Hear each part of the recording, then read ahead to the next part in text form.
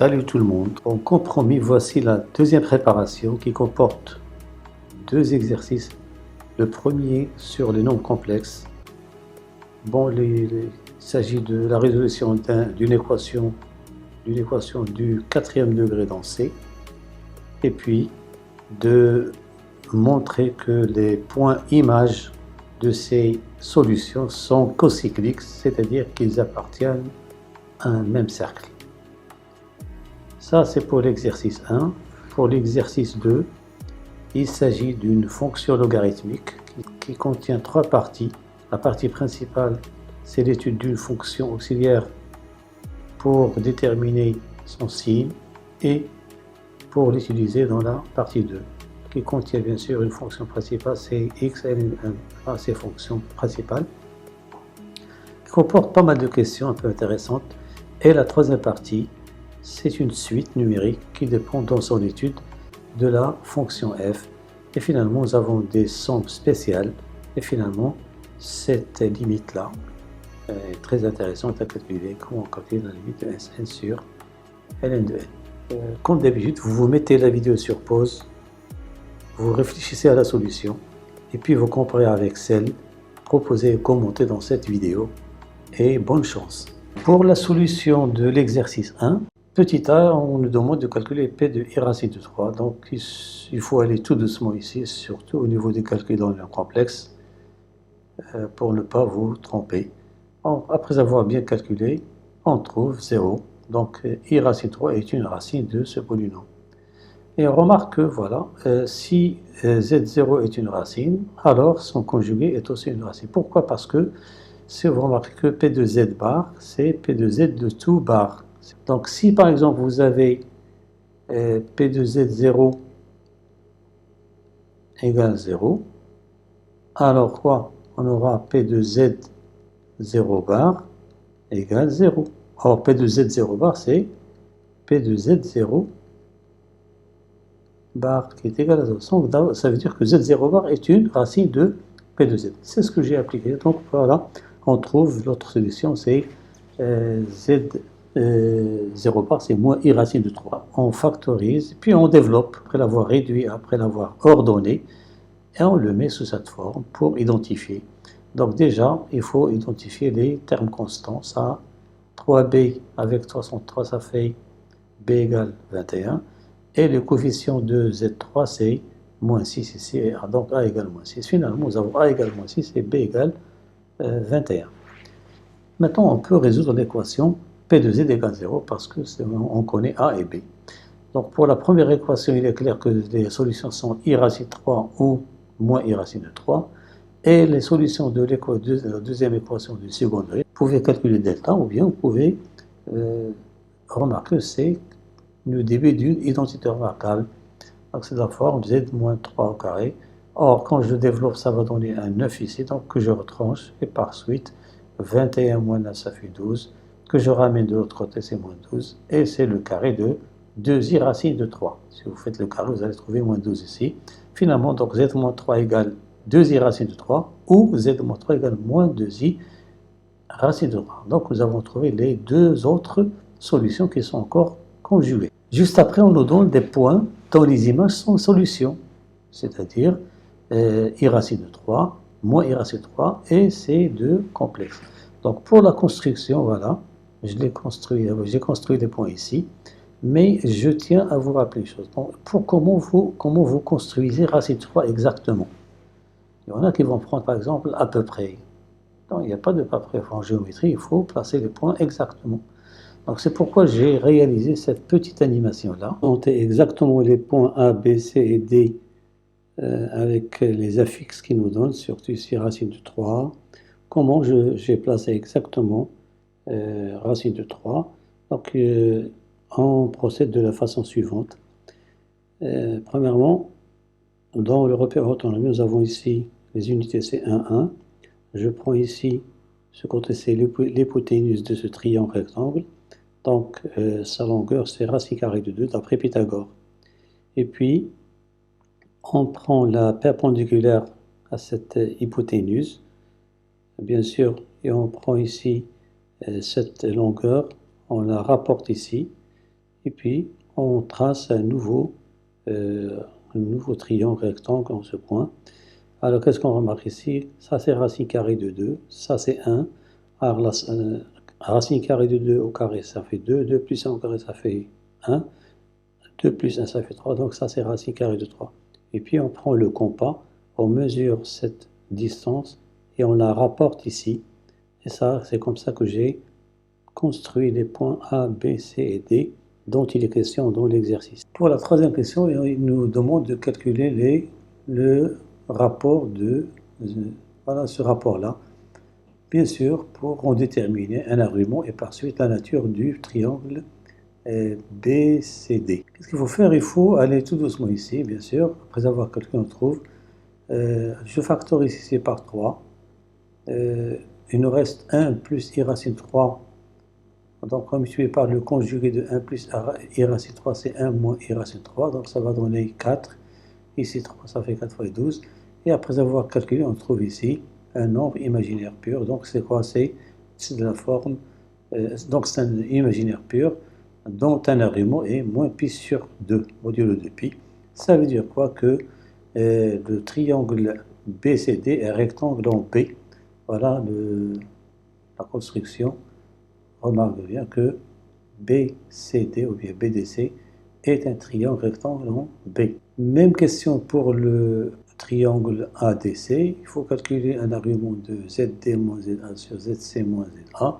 Qu'est-ce qu'on trouve finalement après avoir? Il suffit de bien calculer et vous arriverez au résultat auquel je suis arrivé. Donc c'est moins i racine de 3. Or, un argument de cette quantité, c'est quoi de moins i? C'est moins pi sur 2, parce que l'argument de racine de 3, c'est 0. Finalement, donc, le triangle ADC est un triangle rectangle en A. Petit c, on nous demande de montrer que ces 4 points, qui sont les images des solutions de l'équation P2Z égale 0, sont cocycliques, c'est-à-dire ils appartiennent au même cercle. Alors pour cela, qu'est-ce qu'on remarque? Alors qu'est-ce qu'on a? On a un triangle rectangle en B. Donc c'est B, C, D. Or, donc le triangle rectangle, il existe un cercle unique qui passe par ces 3 points dont le diamètre est DC. C'est l'hypoténuse, bien sûr. Donc ça veut dire quoi? Que les points B, C et D appartiennent à un cercle de diamètre DC. De même,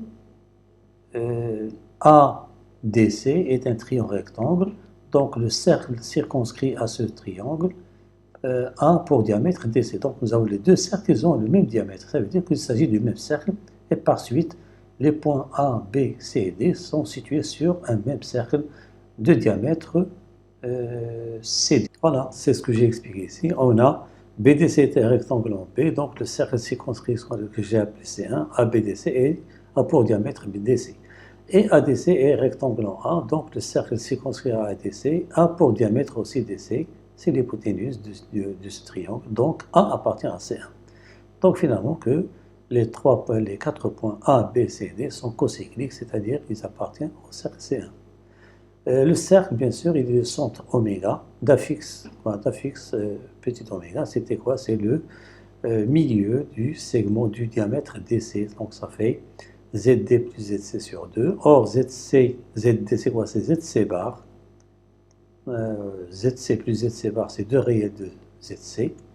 Et finalement, on trouve, c'est quoi? C'est 3. Le réel de ZC, c'est 3. Pour le centre, c'est donc oméga 3 degrés. Et le rayon, c'est le diamètre divisé par 2. Donc, or, le diamètre, en utilisant les complexes, c'est module de ZC moins 2, module de ZD. Or, ZC moins ZC bar, c'est 2 i imaginaires de ZC. Donc, je simplifie par 2. Le module de i, c'est 1. Il nous reste le module de imaginaire de ZC. C'est quoi? C'est 2 racines de 3. Finalement, donc, le rayon du cercle, c'est 2 racines de 3. Pour la quatrième question, on nous donne un point E symétrique de D par rapport à O. Ça veut dire que son affixe, c'est quoi? C'est ZE égale moins ZD. Donc, on calcule comme auparavant. Donc, après avoir bien calculé, on trouve finalement ce rapport. Ce rapport, il faut l'écrire sous forme trigonométrique. Donc, le numérateur, c'est 2 fois cos pi sur 3 plus, donc tout le monde sait faire ça parce que c'est pas difficile. Ici, je factorise par le module qui est 2, et je divise par le module C moins n demi. Cos Quel est l'angle dont le cosinus c'est moins c'est 2π sur 3, donc ça fait cos 2π sur 3 et sinus 1. Et si j'applique la formule, argument de z sur argument de z', c'est argument de z moins z', on trouve finalement c'est le cosinus de moins π sur 3 plus u sinus moins π sur 3. Ça veut dire quoi? Que ce complexe, il a pour module vraiment 1 et un argument c'est moins π sur 3. C'est-à-dire quoi? Nous avons ici un argument, ça veut dire quoi? Ça veut dire que angle BC PE c'est moins π sur 3, c'est celui-là. Et le module c'est 1, c'est-à-dire que BC égale BE. Donc nous avons ici BC égale BE, ça c'est π sur 3, 60 degrés. Là, donc les angles de la base sont égaux et leur somme c'est combien? C'est 120, que l'on divise par 2 qu'on trouve 60, donc c'est un triangle qui est équilatéral. Voilà, c'est terminé pour cet exercice et on passe à l'exercice sur les fonctions logarithmiques et les suites. La solution de l'exercice 2, on nous demande de calculer la limite en 0 plus de la fonction g, de g de x, donc ça va. Premièrement, on commence par calculer la limite de 1 plus 1 sur la fonction qui est là-dedans. Donc ça fait quand x tend vers 0 plus, il est clair que 1 sur x tend vers plus infini. Donc la limite de cette fonction tend vers plus infini et par suite son logarithme tend vers plus infini. Or ceci, ça tend vers quoi? Vers moins 1 sur 0 plus, ça fait moins 1. Donc moins 1 plus infini, c'est plus infini. Pour la limite en plus infini, la même chose, on calcule la limite de la fonction u ici. Donc ça tend vers 1. Donc la limite de ln de cette fonction, ça tend vers ln de 1 qui est égal à 0. Or la limite en plus infini de cette fonction, c'est 0. Donc finalement, la limite en plus infini de g de x égale 0. Pour la dérivée, on calcule bien sûr, on utilise ces deux formules. 1 sur u', c'est moins u' sur u carré. Et ln' de u, c'est u' sur u. Donc moins 1 sur x plus 1', j'applique cette formule, ça fait moins u', ça fait moins, ça fait 1. X plus 1', ça fait 1. Et on trouve 1 sur x plus 1 au carré. Ici, c'est 1', c'est 0. 1 sur x', c'est moins 1 sur x carré. Sur, bien sûr, u de x, c'est 1 plus 1. Là, il faut aller un petit peu doucement. Nous avons déjà ici. Donc, on multiplie par on réduit au même dénominateur et on trouve finalement que c'est moins 1 sur x carré plus, puis on fait descendre le x carré ici, ça fait x carré plus x carré sur x, ça fait x carré plus x. Et on réduit au même, on factorise par 1 sur x plus 1, on trouve 1 sur x plus 1 moins 1 sur x. Qu'on réduit au même dénominateur, on trouve finalement moins 1 sur x facteur de x plus 1 au carré. C'est une quantité qui est strictement négative, ça veut dire que la fonction dérivée est strictement négative sur 0 plus infini. Donc le tableau de variation de la fonction g est le suivant. G' est strictement négative, elle varie de plus infini à 0, il est clair que cette fonction est strictement positive du moment qu'elle prend les valeurs entre plus infini et 0. La deuxième partie, on nous donne une fonction x ln de 1 plus 1 sur x pour x strictement positif et f de 0 égale 0. Premièrement, il faut montrer la continuité de f à droite au point 0. Pour cela, on calcule bien sûr la limite de f de x quand x tend vers 0 plus. C'est la limite de x ln de x plus 1. Qu'est-ce que je fais ici? Je réduis au même dénominateur, c'est x plus 1 sur x, et j'utilise le logarithme de a sur b, c'est ln de a moins ln de b. Donc ça fait x ln de x plus 1 moins x ln de... Or, on sait dans notre cours que cette limite en 0, c'est 0. La limite de quand x tend vers 0,2, c'est 0. Ça, c'est ln de a, c'est 0. Donc tout est égal à 0, qui est égal à f de 0. Il faut mentionner ça pour dire qu'elle est continue à droite au point 0. Donc la fonction est continue à droite au point 0. Petit b, on nous demande de calculer cette limite. C'est quoi? C'est normalement, c'est la dérivabilité à droite au point 0. Pourquoi? Parce que normalement, ça c'est le taux d'accroissement. Mais comme de f de 0 égale 0, donc on l'écrit tout simplement comme ça. Donc c'est la limite de ln de, bien sûr on simplifie par x, ln de 1 plus 1 sur x. Or quand x tend vers 0 plus, 1 sur x tend vers quoi? Vers plus l'infini. Donc cette fonction tend vers plus l'infini et par suite, c'est ça, je l'ai expliqué, car la limite de cette fonction tend vers plus infini. Donc f n'est pas dérivable à droite en 0, mais CF admet à droite au point 0, une demi-tangente verticale dirigée vers le haut. La deuxième question, c'est la branche infinie au voisinage de plus infini. On calcule la limite en plus infini de f de x, et x ln de 1 plus 1 sur x. Donc l'idée, c'est d'utiliser l'une des limites remarquables que vous avez vues dans votre cours. On pose grand x égale 1 sur x. Donc petit x égale 1 sur grand x. Quand petit x tend vers plus infini, grand x tend vers 0. Donc la limite de f de x, ça c'est f, quand x tend vers, c'est la limite quand grand x tend vers 0 plus. Ici c'est grand x. ln. Or, ça c'est une limite remarquable que vous avez vue. ln de 1 plus h sur h tend vers 1 quand h tend vers 0.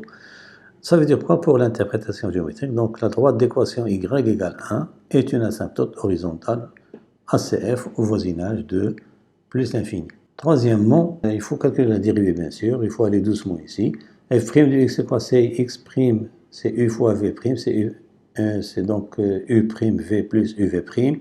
X' c'est 1, ln de 1 plus 1 sur x, plus x ln' de... Or, on a vu que la dérivée de cette quantité, c'est quoi? C'est u' sur u. Donc, or 1 sur x', c'est moins 1 sur x carré.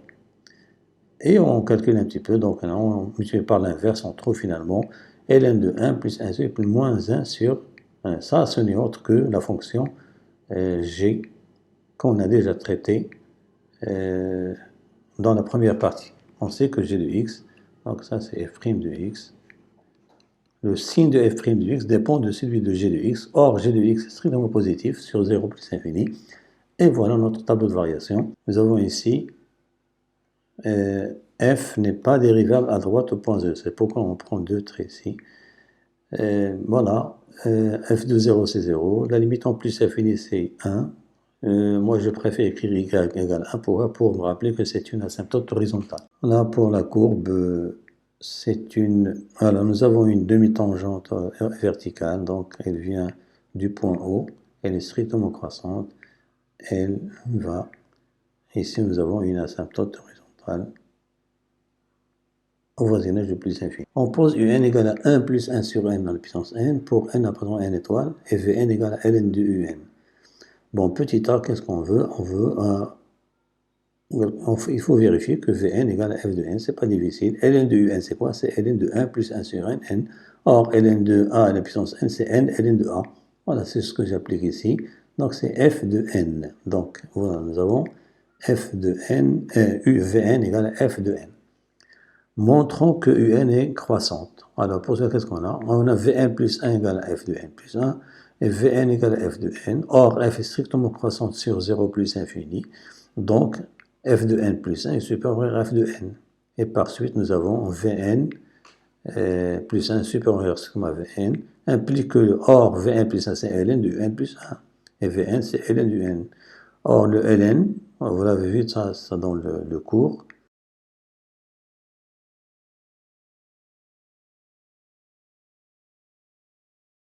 Voilà, donc la suite un est croissante.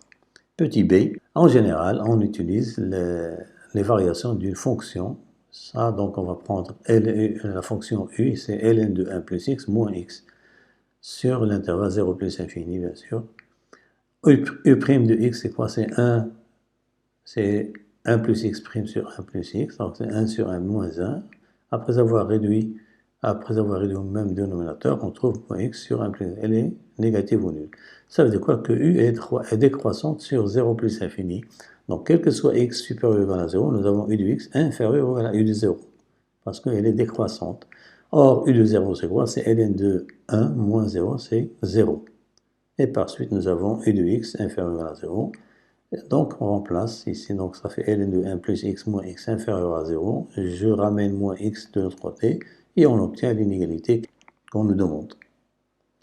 On en déduit que quel que soit n appartenant à n étoile, un inférieur à 1. En effet, quel que soit n supérieur ou égal à 1, on a ln de 1 plus 1 sur n est inférieur à 1 sur n. Qu'est-ce que j'applique cette formule-là? Bien sûr, parce que ça, c'est vrai pour tout x strictement positif. Donc, en particulier pour x égale on pose x égale 1 sur n dans cette formule, dans cette inégalité-là, et on trouve finalement, donc ln de n plus 1 sur n est inférieur à 1 sur n, je multiplie par n parce qu'il est strictement positif, l'égalité ne change pas, on trouve ici 1 sur n fois 1 sur n, c'est 1, donc je passe au logarithme, ln de, pardon, donc ça c'est quoi? C'est ln de u à la puissance n inférieur à 1, donc ln de un est inférieur à ln de e, ça c'est e, donc un, on applique la formule de tout à l'heure, ln de a inférieur à ln de b, c'est équivalent à a inférieur à b.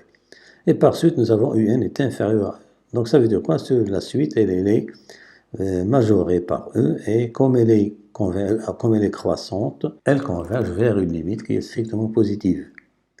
Calculons la limite de un. Alors, pour la limite de un, on sait que Vn égale à f de n. Et la limite de f Vn quand n tend vers plus infini, ça c'est n tend vers plus infini, c'est la limite de f de n quand n tend vers plus infini. On a déjà vu que c'était 1. On l'a déjà démontré. Donc la limite de ln de un égale 1. Or, ln est continu en L strictement positif. Donc, je peux faire entrer la limite à l'intérieur du logarithme. Donc, ln de L égale 1. Donc ça, c'est une condition à ne pas oublier. Il faut mentionner que ln est continu au point L. Finalement, ln de L égale 1, donc L égale E. Donc la limite de la suite vaut E. Pour la somme, nous avons une somme particulière, c'est Vn égale sigma des Vk sur K. K variant bien sûr de 1 à n. Alors, pour cela, qu'est-ce qu'on fait? On a Vk égale à f de K. Donc c'est K ln de 1 plus 1 sur K, que j'écris sous la forme ln de K plus 1 sur K. Or, ln de K, c'est la différence des logarithmes. Et maintenant, on va utiliser ce qu'on appelle le télescopage. Donc, j'applique cette formule, cette égalité pour K de variant de 1 jusqu'à n. Pour K égale 1, on remplace K par 1. Donc, ça fait V1 sur 1, c'est ln de 2 moins ln de 1. Pour K égale 2, c'est V2 sur 2 égale ln de 3 moins ln de 2, et ainsi de suite, jusqu'à K égale n, donc Vn sur n égale ln de n plus 1 moins ln de n. Donc, si je fais la somme de tous les termes de l'égalité, les termes qui sont à gauche de cette égalité, on aura la somme que l'on cherche, et ici, tous les termes il y a des termes qui vont disparaître parce que il y a des termes leur opposés ici, ln de 2 moins ln de 2, ln de 3 moins ln de 3, il y aura ici un ln de n moins n de n, finalement, il nous reste ln de n plus 1 moins ln de 1. Or, ln de 1, c'est 0, donc finalement, c'est ln de n plus 1. Pour la limite de Sn, il est clair que la limite c'est plus infini parce que n plus 1 tend vers plus infini. Or, la limite du rapport, c'est ce qu'on cherche, la limite de Sn sur Ln. Comment je l'écris, c'est nous avons l'infini sur l'infini forme indéterminée, donc je factorise par n ici pour avoir ici 1 sur n. Et le logarithme du produit, c'est la somme des logarithmes. Et j'écris ln de n sur ln de n, c'est 1 plus L1 sur ln de n fois. Or, 1 sur ln de n tend vers quoi? En plus infini, ça tend vers 1 sur l'infini, c'est 0. Ici, ça tend vers ln de 1, c'est 0. Et la limite de Sn sur ln de n en plus l'infini est égale à 1. Voilà, c'est terminé pour cet exercice. J'espère vous retrouver pour une nouvelle préparation. Merci pour votre attention et à la prochaine.